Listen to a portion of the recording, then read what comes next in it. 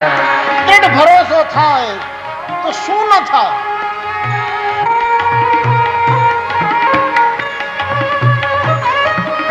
સંત મલુકદાસ નું નામ તમે સાંભળ્યું છે. ભગવાનમાં માનતા નહોતા. ઘણા બહુ સમજાવ્યું કે સત્સંગ કરો, ઈશ્વરમાં માનો. બોલે ભાઈ મને એમાં બહુ રસ નથી, હું કઈ માનતો નથી.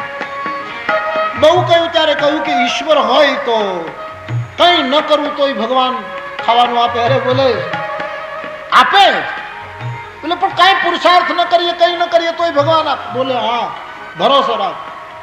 પરમાત્માની પરીક્ષા કરવા માટે સંત મલુકદાસજીએ નિર્ણય કર્યો કે કોઈ એવી જગ્યાએ જતો રહું અને ખાવું જ નહીં. કોઈ પોતાના હાથે મારા મોઢામાં કોળીઓ ખવડાવે તો જ ખાવું.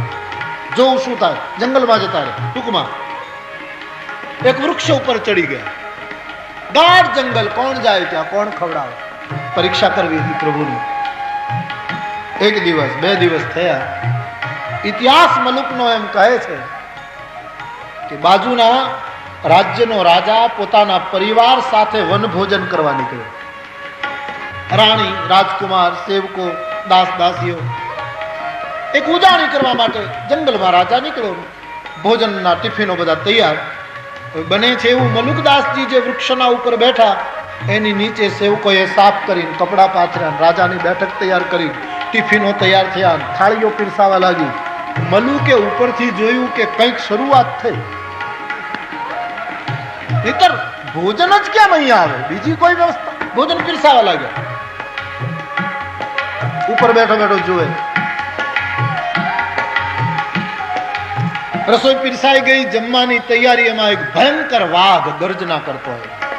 જંગલ હતું, ખુખાર શેર.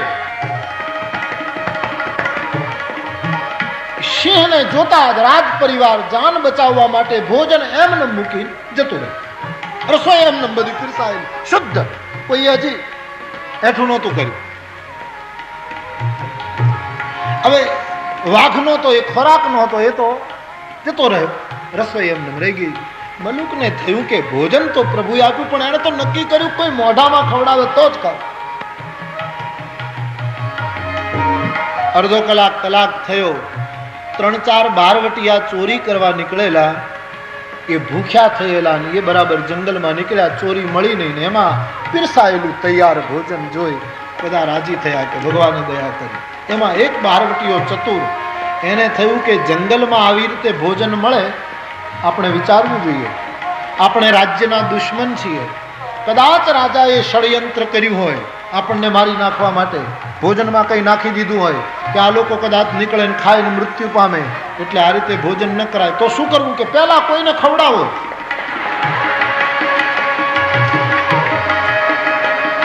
મલુકદાસજીને થયું કે વાત આગળ વધી, થોડોક ફેરફાર થયો. 2 જણા શોધ કરવા ગયા. અડધો કલાક પછી પાછા આવ્યા કે ભાઈ આમાં કોઈ માણસ તો મળે નહીં. એમાં કઈ ડાળી હલી, ઉપરથી પાન પડ્યું. એક જણનું ધ્યાન ઉપર ગયું અને મલુકને જોતા કહ્યું કે બસ આનો જ આ ષડયંત્ર હોવું જોઈએ. આ રાજાનો માણસ, ઉતર. મલુક કહે હું ઉતરું નહીં. 2 જણા ઉપર ચડ્યા. મલુક કહે વાત આગળ જાય છે. ઉપર જઈને પકડ્યા છે, કહે હું ઉતરવાનું નથી. ત્યારે બધાને શંકા પાકી થઈ કે આનું જ કંઈક પેલું હશે. રસોઈ જમવા માટે લાવે છે, એટલે હું ખાવ નહીં. બારવટિયાઓએ નક્કી કર્યું કે 2 જણા હાથ પગ પકડી રાખો અને 2 જણા પરાણે એના મોઢામાં આપો. 2 જણાએ હાથ પગ પકડ્યા.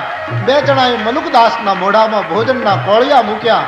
આંખમાંથી આંસુ પડ્યા અને મલુકદાસજીએ પૂરી નિષ્ઠાથી દોહો લખ્યો.